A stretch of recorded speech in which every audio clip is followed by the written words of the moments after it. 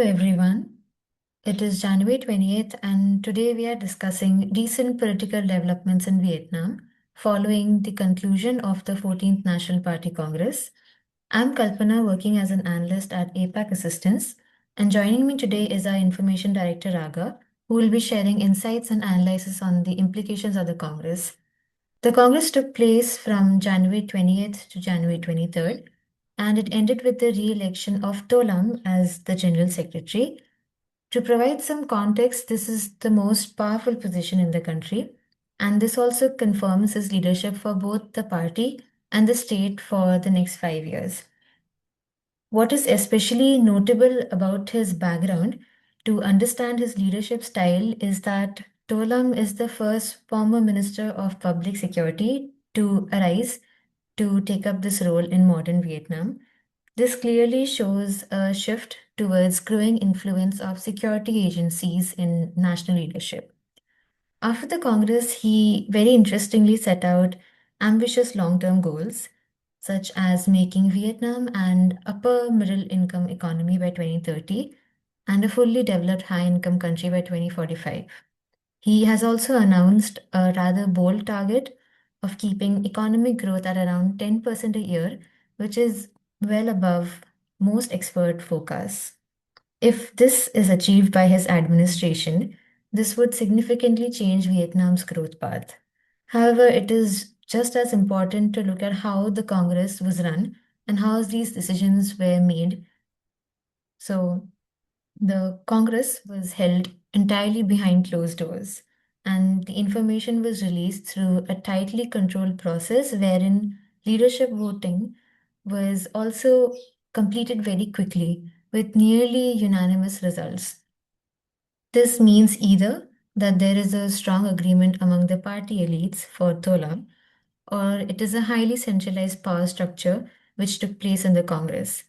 And this leaves very little room for public discussion about leadership choices and policy for the future of Vietnam.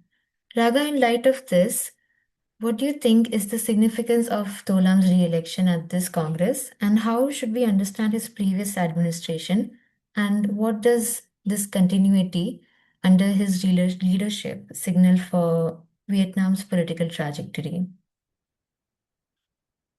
So, interesting points you made, Kalpana. And when we look at Tolam's re-election, we're looking at a situation of consolidation rather than actual change, because he is serving his second term. It's important to remember that. And he's focused heavily on internal security, discipline, and political control as of his first term, especially through some of these anti corruption campaigns and reforms that we saw, where dozens of senior officials were removed. And we're going to probably see more of that. And these efforts were presented as governance reforms earlier, but they also weakened these traditional checks and balances which Vietnam had. And it increased the political power of the police and security agencies. This particular Congress reinforces that approach. Instead of encouraging broader participation or new policy ideas, the leadership has doubled down on control and stability. So, power is looking to be increasingly concentrated within security institutions where digital monitoring and regulatory tools are a norm, where they use it to curb dissent. So, overall, in short, the Congress is signaling continuity and a move towards centralized authoritarian governance rather than a meaningful reform. Right. Thanks for that. And I'd also like us to briefly touch on Vietnam's foreign policy approach, which is often referred to as the bamboo diplomacy. For many years, this strategy has helped Vietnam stay flexible and avoid taking sides. But given the tensions which are rising between US and China in the region, I think it is a very important question to try to understand whether this bamboo diplomacy will help Vietnam balance its act between both superpowers. What do you think about it?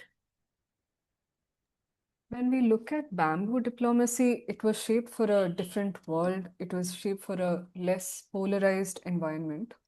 it relies on a very pragmatic approach where there's careful balancing and there is a quiet flexibility between powers. And the idea that major powers would accept this path of neutrality that Vietnam has maintained. But this balance is increasingly under pressure because China is becoming more assertive in the South China Sea. We're seeing skirmishes there. And Yeah, the US is looking for clearer alignment from its regional partners if we go by President Trump's demands. So Vietnam's room to maneuver is shrinking, right? So the main risk is that Vietnam could start losing leverage with both sides, and it has maintained good relations for the longest time. But now China may respond with greater economic or maritime pressure, and on the side of the US could lower its expectations of Vietnam as a key strategic partner. And in a situation like this, Vietnam risks being pulled into the great power competition that we are seeing today, and there's less room to shape its own path. It's become a situation of either or. So, in terms of the overall practicality of things, without adjustment, the strategy could begin to undermine the very independence that it was meant to protect. right. I think we can all expect some shifts in this bamboo diplomacy that Vietnam has been following for so long. Thank you for those inputs. It would be very interesting to note the upcoming decisions of Tolam's administration and the outcomes of this particular Congress, as it is going to shape not only the internal balance of power, but also Vietnam's strategic positioning in the international arena and the economic resilience that it has been trying to build for the future. Thank you for listening in, and we'll see you next week.